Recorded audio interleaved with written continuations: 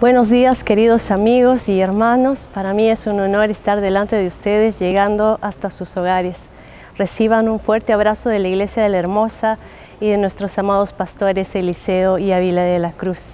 En esta ocasión quisiera compartir con ustedes este tema, la imposición de la cruz. ¿Sabía usted que la Vía Apia es la primera carretera construida por el Imperio Romano y que hasta el día de hoy todavía siguen estas carreteras, esta carretera de la Vía Apia como una manera de museo, por así decirlo, ¿no? Todavía la gente puede transitar por esta vía. Esta vía fue construida más o menos en el año 312 a.C. Y esta vía fue testigo de uno de los castigos impuestos a los rebeldes insurgentes, esclavos, que se atrevieron a pelear contra el Imperio Romano, siendo un promedio de 6.000 de ellos, 6.000 esclavos siendo crucificados en esta Vía Apia. Los colocaron en un promedio de 210 kilómetros aproximadamente. La Vía Apia fue y hasta hoy es testigo de este castigo, del castigo más cruel, la pena de muerte por crucifixión. Este método servía para humillar públicamente a los esclavos, a los criminales de más baja escala social, así como para castigar a los enemigos del Estado, aquellos que cometían actos de alta traición. El sentenciado tenía que ser totalmente desnudado antes de ser clavado en la cruz, sin importar si fuese hombre o mujer. Por eso la crucifixión era considerada como la forma más vergonzosa y humillante de morir. A esta sentencia de muerte fue llevado Jesucristo. Esta sentencia se le impuso el gobernador romano Poncio Pilato. Esta pena fue solicitada por los propios judíos. Juan capítulo 18 de los versos 28 al 31 dice lo siguiente: por eso Pilato el gobernador salió a donde estaban ellos y les preguntó: ¿qué cargos tienen contra este hombre? No te lo hubiéramos entregado si no fuera un criminal, replicaron. Entonces llévenselo y júzguenlo de acuerdo con la ley de ustedes, les dijo Pilato. Solo los romanos tienen derecho a ejecutar a una persona, respondieron los líderes judíos. Solo los romanos tienen este derecho, solo los romanos ejecutan este tipo de sentencia, la sentencia de cruz. Sí, a Jesucristo se le impuso la cruz, se le impuso la pena de cruz. Si aquellos que cometen delitos gravosos, a los criminales, a los insurgentes, a los que provocan revueltas, a ellos eran quienes eran crucificados, ¿por qué Jesús era llevado con tanta prisa a ser ejecutado de esa manera? ¿Quién era Jesús? ¿Quién era este hombre merecedor ahora de tal sentencia? ¿Quién era este a quien se le está imponiendo esta pena de cruz? Este Jesús era quien generaba asombro entre las multitudes. Sí, la gente al verle, la gente al oírle, la gente al ver los milagros, la gente no estaba calmada, no era algo que pasaba todos los días. La gente quedó totalmente asombrada. Para muchos, Jesús era uno de los profetas que había resucitado, uno de los profetas de relevancia que estaban en el Antiguo Testamento. Es más, dice Lucas capítulo 7:9, que el mismo Herodes, sí, el gobernador de Galilea, Herodes Antipas, oyó hablar de todo lo que Jesús hacía. Quedó totalmente perplejo. Herodes quedó asombrado. Algunos decían que Juan el Bautista había resucitado de los muertos. Otros pensaban que Jesús era Elías o algún otro profeta levantado de los muertos. A lo cual Herodes decía: yo decapité a Juan. ¿Quién es este hombre de quien oigo tantas historias? ¿Y saben qué hizo Herodes? Siguió tratando de ver a Jesús. La gente estaba conmovida. El mismo gobernador Herodes, totalmente perplejo, buscaba ver quién era Jesús. Él no solamente asombró por sus milagros, no solamente asombró por los actos increíbles, maravillosos, por sus acciones de compasión y misericordia para con las personas, para con las viudas, para con los huérfanos, para con aquellos que estaban pasando necesidades, enfermedad o aquellos que estaban siendo oprimidos por demonios. Jesús fue asombroso con cada enseñanza, con cada palabra. Dice Marcos 1:22, la gente quedó asombrada de su enseñanza porque lo hacía con verdadera autoridad, algo completamente diferente de lo que hacían los maestros de la ley religiosa. Jesús no era uno de los religiosos, pero qué enseñanza, que traspasaba el corazón, que hacía pensar, que traía convicción. Una enseñanza tan sencilla para los sencillos y simples, pero una enseñanza tan profunda que hasta el mismo Nicodemo, un hombre de alto cargo, un alto funcionario, un hombre, un doctor en leyes, se fue a buscarle y hacerle algunas preguntas. ¿Quién era este? Le habían impuesto, sí, la pena de cruz, pero este era quien generaba dudas. Sí, Juan, antes de ser decapitado por Herodes, estaba encarcelado. Herodes lo mandó a encarcelar para callar su voz, porque la voz de Juan estaba llegando a sus oídos. La voz de Juan había llegado a las calles.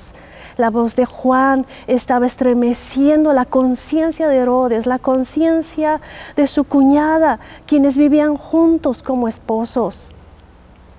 Estando en la cárcel, en plena crisis, sí, llegó a hacer una pregunta. Enviando a sus discípulos, le dijo a Jesús, ¿eres tú el Mesías? ¿O vamos a esperar a otro? Cuando una persona está en crisis, cuando una persona está en su peor momento, nos invaden dudas, ¿verdad? Por supuesto que llegaron los discípulos a donde Jesús. Lucas 20 nos dice lo siguiente, Lucas 20 dice que cuando llegaron los discípulos, Jesús hizo milagros y les dijo, regresen a Juan y cuéntenle lo que han visto, lo que han oído. Los ciegos ven, los cojos caminan bien, los leprosos son curados, los sordos oyen, los muertos resucitan y a los pobres se les predica la buena noticia.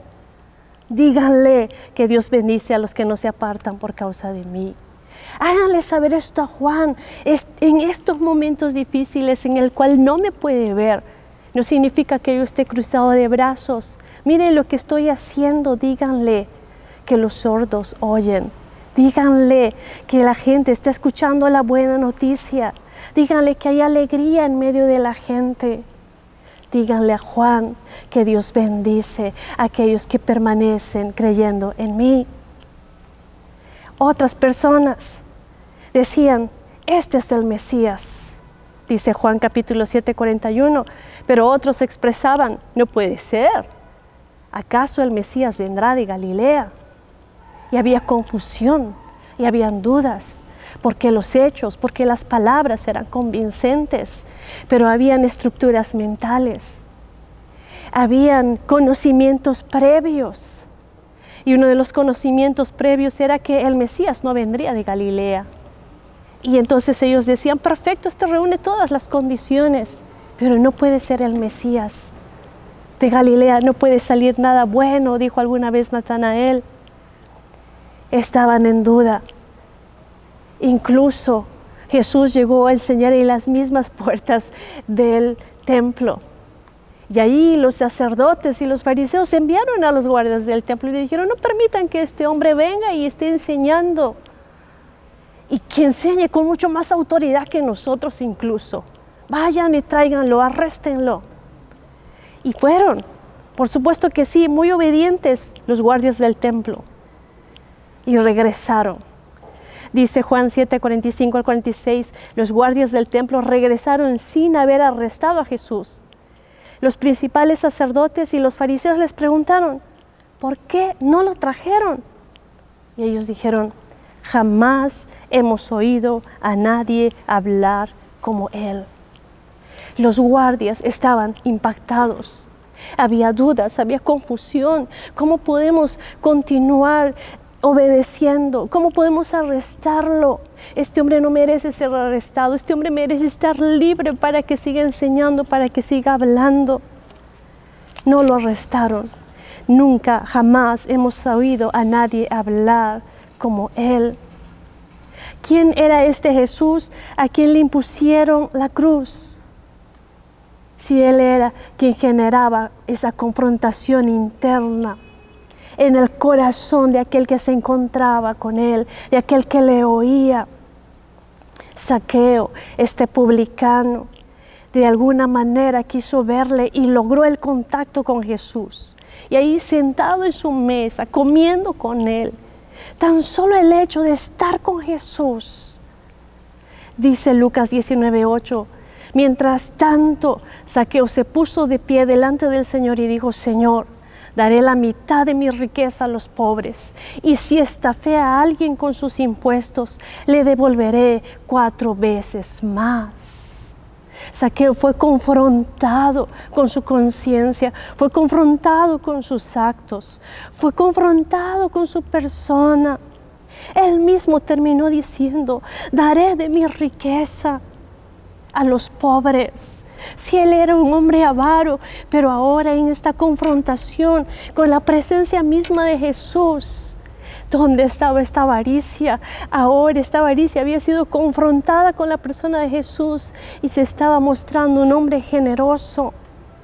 Si estafé a alguien, estaba reconociendo. Cuando uno se encuentra con Jesús, hay confrontación interna. Podemos reconocer nuestros pecados, y Él reconoció que había estafado y estaba dispuesto a retribuir incluso 4 veces más. ¿Qué hay de aquellos hombres que llevaron a una mujer adúltera y estaban exigiendo a Jesús: dinos de una vez, ella merece morir apedreada, ¿tú qué dices? Y como ellos estaban exigiendo una respuesta, Jesús les dijo: muy bien, pero el que nunca haya pecado, que tire la primera piedra. Esto está registrado en Juan capítulo 8, versos 7 al 11.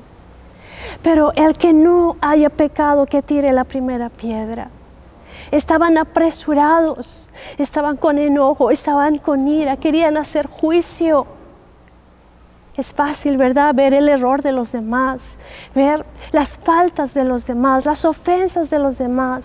Estamos listos para señalar, estamos listos para juzgar. Pero ahí la palabra de Dios, ahí la presencia de Jesús, ahí la voz de Dios diciendo: el que no haya pecado, que sea el primero en juzgar. El que no haya pecado, que sea el primero en tirar la piedra. Y fueron confrontados, y cada uno confrontado con su conciencia, sabiendo lo que había hecho, no fue capaz. Y desde el menor hasta el mayor, cada uno fue dejando su piedra y se fueron. Incluso al final el Señor le dijo a ella: ¿quién te condena? Ella dijo: nadie. Y Jesús le dijo: tampoco yo. Esta mujer también había sido confrontada, pero la confrontación de Jesús no era para humillarla. La confrontación de Jesús era para brindarle perdón. Le dijo: yo tampoco te juzgo, vete y no peques más. Uno de los hombres más ricos se le acercó a Jesús. Uno de los hombres más ricos se le acercó y le hizo una pregunta: ¿qué debo hacer para tener la vida eterna?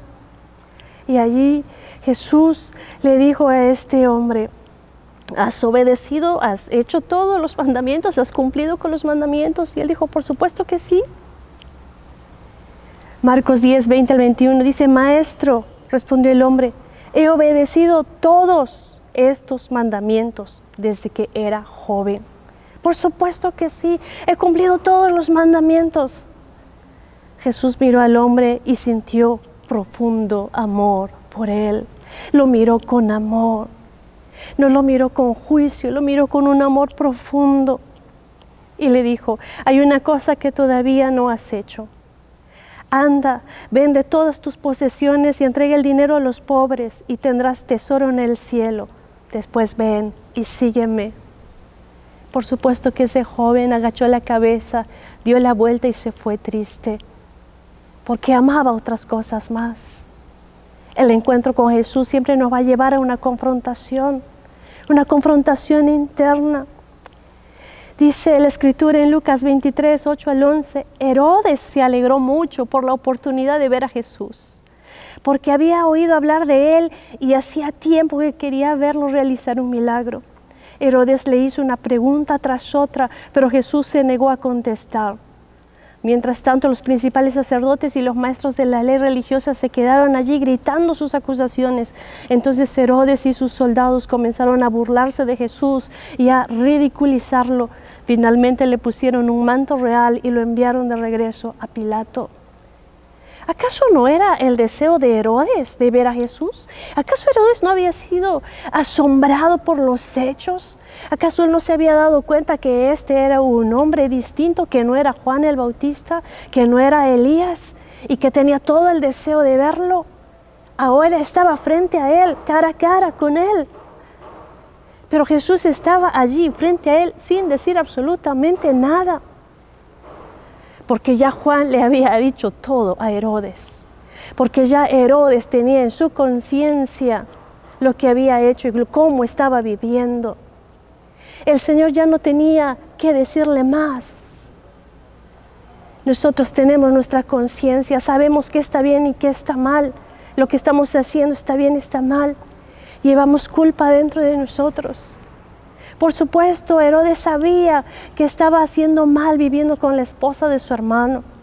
Sabía que había hecho mal, había decapitado a Juan, un hombre que absolutamente no había cometido ningún delito. Simplemente por la arrogancia, el orgullo, él había mandado decapitar a Juan. Y ahora Jesús está frente a él, aquel que hace milagros. Jesús no vino para hacerle fiesta a Herodes. Jesús vino para confrontarlo, y el silencio de Jesús lo confrontó mucho más. Herodes tuvo la posibilidad de acercarse, de decir algo más, pero al contrario, terminó burlándose, terminó ridiculizando a Jesús. Hay dos cosas que puedes hacer frente a la confrontación: o rendirte delante de Él, o simplemente alejarte. ¿Quién era este a quien le habían impuesto la cruz? Si Jesús no era criminal, ¿cuál era su objetivo? Él generó asombro, pero ¿para qué? Para llevar nuestra mirada hacia Dios. Él generó dudas, sí, pero para romper la estructura mental. Él genera confrontación interna, sí, no para juzgar ni para condenar, sino para que el ser humano reciba el amor de Dios. ¿Quién era este a quien le impusieron la pena de cruz? Jesús no era profeta, pero Él era la proclamación de los profetas. Más de 500 años atrás, 600 años atrás y mucho antes aún, se registra Isaías 61, 1, 2. Ahí dice: el Espíritu del Señor soberano está sobre mí, porque el Señor me ha ungido para llevar buenas nuevas a los pobres. Me ha enviado para consolar a los de corazón quebrantado y a proclamar que los cautivos sean liberados y que los prisioneros sean puestos en libertad. Me ha enviado para anunciar a los que se lamentan que ha llegado el tiempo del favor del Señor, junto con el día de la ira del Dios contra sus enemigos. Jesús no era profeta, era la proclamación de los profetas. Todo lo que años atrás se había proclamado, Jesús estaba siendo el cumplimiento de esas promesas. ¿Quién era este a quien se le impuso la pena de cruz? Sí, Jesús era el enviado de Dios. Él no fue enviado para satisfacer necesidades personales nuestras. En un momento, Juan capítulo 26 narra lo siguiente: Jesús le contestó a esa multitud que venía detrás de él y les dijo: la verdad les digo, ustedes quieren estar conmigo porque les di de comer. No porque hayan entendido las señales milagrosas, no porque hayan entendido el milagro. Ustedes me siguen porque están satisfaciendo sus necesidades personales.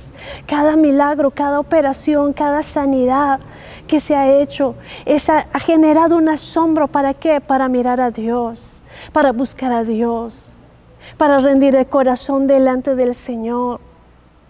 Pero no, Jesús les dice, ustedes no han entendido, quieren estar conmigo porque yo les di de comer. Él no fue enviado para satisfacer nuestras necesidades personales. Y les dijo algo más, no se preocupen tanto por las cosas que se echan a perder. No se preocupen tanto por esto. Y hoy más que nunca ustedes y yo estamos siendo testigos de todo lo que hemos hecho a lo largo de los años, de nuestro caminar diario, de nuestro corre todos los días. Nos habíamos adaptado a una rutina. ¿Dónde quedó nuestra rutina? ¿Dónde quedaron nuestros ahorros? ¿Dónde quedaron nuestros sueños, nuestros anhelos? Hoy estamos suplicando por vivir un día más. Hoy estamos suplicando por tener oxígeno. Hoy estamos suplicando para evitar el dolor de perder a nuestros seres queridos. Hoy acabamos de entender que lo más precioso que tenemos es la vida y es nuestra familia. Incluso no habíamos entendido. Pensábamos que el estar en el templo era lo mejor que teníamos. No hemos entendido. Jesús no vino para satisfacer nuestras necesidades personales, para darnos bendición tras bendición. Cada señal, cada bendición que había era con una sencilla razón para poner nuestros ojos y nuestro corazón rendidos delante de Dios. Y el Señor les dijo, no se preocupen tanto por las cosas que se echan a perder, tal como la comida. Pongan su energía, pongan todas sus fuerzas en buscar la vida eterna que puede darles el Hijo del Hombre. Pongan toda su energía, pongan todo su empeño, pongan toda su fuerza en buscar esta vida eterna. Jesús fue enviado por Dios para darnos esta vida eterna. Él no fue enviado para satisfacer nuestras necesidades personales. Dios el Padre me ha dado su sello de aprobación, dijo Jesús. Él me ha enviado. Se le impuso la pena de cruz, sí. Pero Él era el enviado de Dios. Él era el enviado para dar su vida a cambio de la nuestra. ¿Sabe? Las personas escuchando a Jesús decirle, ustedes me siguen porque han comido. Y cuando escucharon decir que busquen la vida eterna, que les puede dar el Hijo del Hombre. Cuando ellos escucharon que Jesús dijo, a mí me aprobó el Señor, ellos dijeron, nosotros también queremos ser aprobados. Nosotros también queremos hacer las obras de Dios. Eso está en Juan capítulo 6, versículo 28 y 29. Nosotros también queremos realizar las obras de Dios. ¿Qué debemos hacer?, preguntaron. Jesús les dijo, la única obra que Dios quiere que hagan es que crean en quien Él ha enviado. La única cosa que quiere Dios que ustedes hagan es que crean en el que Él ha enviado. No hay otra cosa más. Esa es la única cosa que tienen que hacer, que creer. Y ellos le dijeron, perfecto, danos una señal, haz algo para creer en ti. Moisés nos dio pan, el pan diario, para vivir todos los días. Y Jesús les había dicho, busquen, esfuércense por la vida eterna. Y ellos dijeron, nosotros queremos hacer la obra de Dios. La única obra de Dios es que ustedes crean. Jesús les dijo, yo soy el pan de vida. No es el pan que Dios les envió, el maná, porque ese pan lo comían un día y al día siguiente tenían hambre. Y comían un día y al día siguiente tenían hambre. Yo soy el pan de vida, dice Juan capítulo 6, 35 al 50. El que viene a mí nunca volverá a tener hambre. El que cree en mí no tendrá sed jamás. he descendido del cielo para hacer la voluntad de Dios quien me envió, no para hacer mi propia voluntad. La voluntad de mi Padre es que todos los que vean a su Hijo y crean en Él tengan vida eterna, y yo les resucitaré en el día final. Les digo la verdad, todo el que cree tiene vida eterna. Yo soy el pan de vida.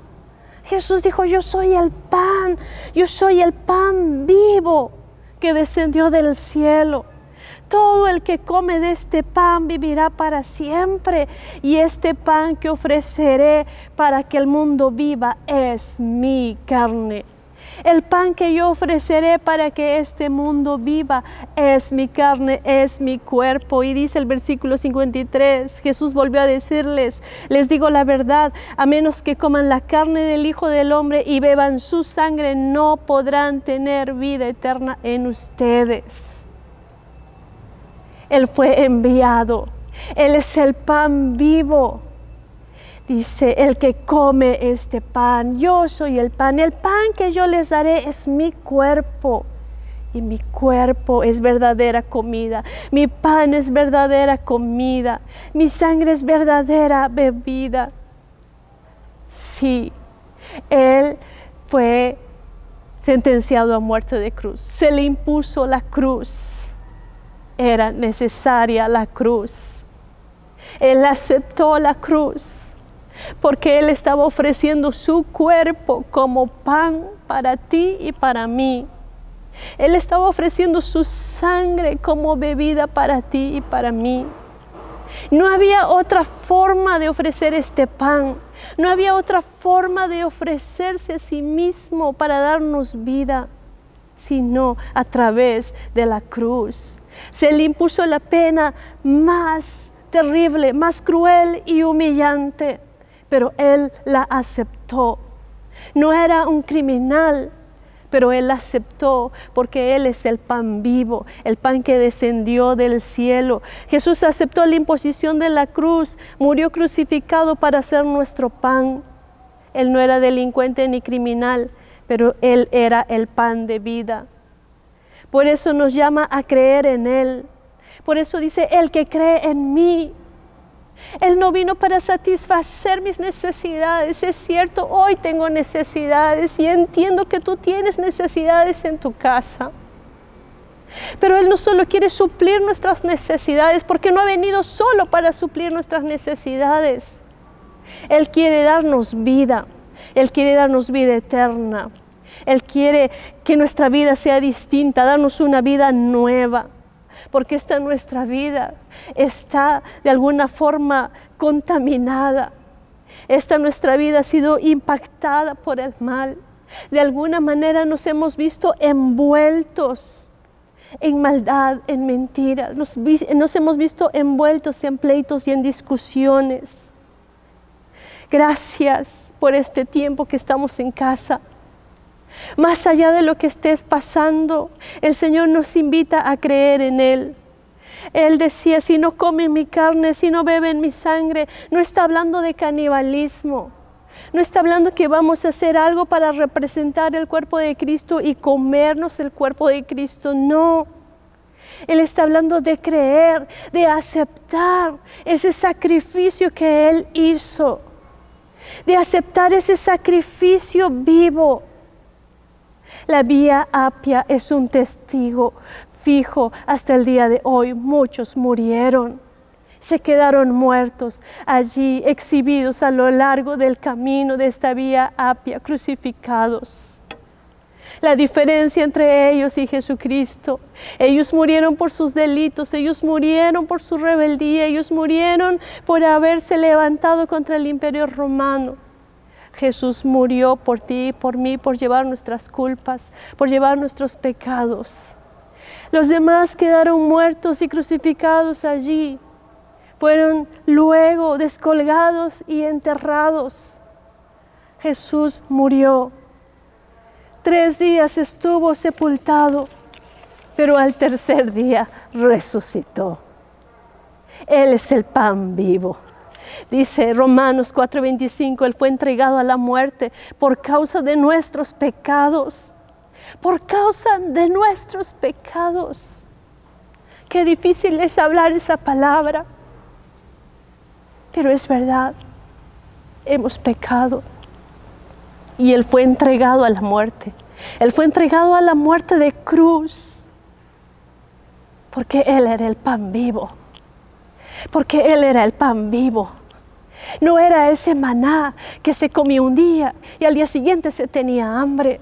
Él no quiere satisfacer tus necesidades personales, porque ese día suplirás tu necesidad personal y mañana tendrás otra necesidad más. No, Él quiso darnos una vida nueva y esta vida se nos daba a través de tomar nuestro lugar, porque tú y yo deberíamos estar junto con esos 6,000 en esa vía Apia colgados, crucificados por causa de nuestros pecados. Pero Jesús tomó nuestro lugar. Él fue entregado a la muerte por causa de nuestros pecados, pero resucitado para hacernos justos a los ojos de Dios. Resucitó para hacernos justos a los ojos de Dios. Él nos llama y nos invita. No tienes que hacer absolutamente nada, solo tienes que creer. Creer en Jesús. Creer en Jesús es confiar en Él, aceptar su sacrificio, descansar en Él, decirle: te entrego mi vida. No sé lo que estoy viviendo hoy, no sé lo que va a pasar mañana, porque no sabemos qué va a pasar mañana. Yo quiero que mañana estés bien, yo quiero que mañana estés con tus familiares, yo quiero que mañana tú disfrutes con tus padres, con tus hijos, con tu esposa, con tu esposo, de un día más de vida. Yo quiero eso para ti, ese es mi deseo. Pero el que sabe de lo que va a pasar mañana es Jesús. Y Él nos invita a eso, nos dice: crean en mí, confíen en mí. Yo puedo darles vida eterna y yo los resucitaré en el día final. Yo los resucitaré. La muerte hoy nos trae dolor y sufrimiento, pero cuando creemos en Él, cuando confiamos en Él, esa muerte queda de alguna manera hecha añicos, queda en la nada, porque la resurrección es para aquellos que creen en Jesús. Nos levantará nuevamente y estaremos vivos delante de Él. Tenemos esta invitación y yo quiero invitarte a ti esta mañana, invitarte a tu familia también, a mantener nuestra confianza en Jesús. Él es el pan vivo, el pan que resucitó, ese pan que nos da vida, ese pan que nos da vida eterna. Quiero animarte esta mañana, ponte de pie donde estás, con tu familia, con los que están a tu lado. Háganme ese favor, quiero orar junto con ustedes. Quisiera a través de esta pantalla poder extender una oración junto contigo al Señor. Padre querido, en el nombre de Jesús, me uno junto con mis hermanos ahí en sus casas, junto con mis amigos ahí en sus hogares. Tal vez alguno de ellos nunca ha hecho una oración, no sabe cómo hacerlo. Pero hoy, Señor, nos acercamos a ti y doblegamos nuestro corazón a ti. Entendemos que te fue impuesta la pena más dura, la pena más humillante, la pena de cruz. No porque fuiste un delincuente, sino porque nos amaste tanto. ¿Quién puede hacer algo así? Solo tú. Esta mañana te pedimos perdón, porque aún en los momentos de crisis, en los momentos de dificultad, en los momentos de dolor, no te vemos y pensamos que no estás obrando. Tal vez como Juan en algún momento hemos dicho: ¿eres o no eres el Mesías? ¿Eres o no eres el Cristo? ¿Eres o no eres Dios? ¿Por qué no haces algo? Recibiremos la misma respuesta: mira lo que estoy haciendo. Sabemos que eres fiel. Oh Dios, toma cada casa, toma cada hogar, toma cada familia. Señor, abraza a cada uno, padres, hijos, hermanos, amigos. Señor, trae tu gracia sobre ellos. Derrama, Señor, esta mañana fortaleza, derrama sobre ellos consuelo, dales aliento, Señor. Derrama todo tipo de provisión para cada casa, Padre Santo. Tú no suples solamente el día a día, tú quieres suplir, Señor, todos los días. Tú quieres suplir vida eterna, Señor, para cada familia. Padre Santo, yo bendigo cada hogar, bendigo cada casa, Señor, en el nombre de Jesús. En el nombre de Jesús. Gracias, Dios. Querido amigo que nos ves esta mañana por primera vez, has sido invitado tal vez por alguien a esta reunión. Gracias por escucharnos, por prestarnos atención. Esta mañana quiero animarte para pedirte un favor bien grande, que le abras tu corazón a Jesús. Sí, que le abras tu corazón a Jesús. Él te ama y ha dado su vida por ti. Él fue a la cruz, una pena muy dolorosa, porque te ama. No tienes que decir qué has hecho, no tienes que contármelo. Solo ruego que abras tu corazón y repitas esta oración conmigo. Señor, esta mañana abro mi corazón delante de ti. Reconozco que he pecado. Reconozco que he andado, Señor, a mi manera como he querido. Reconozco, Dios, que he andado lejos de ti. Perdóname. Aún habiendo escuchado tu palabra muchas veces, la he rechazado, la he ridiculizado, Señor. Pero hoy me humillo ante ti y te pido perdón. Y te ruego que me aceptes. Yo creo que tú moriste en una cruz por mí. Y yo creo que resucitaste por mí. Hoy te recibo en mi corazón como mi Señor y mi Salvador. Gracias. Si has hecho esta oración, déjame decirte que el Señor te recibe con brazos abiertos, porque Él te ha estado esperando. Su amor es tan grande por ti y Él va a empezar a hacer una obra maravillosa en tu vida. Que Dios te bendiga.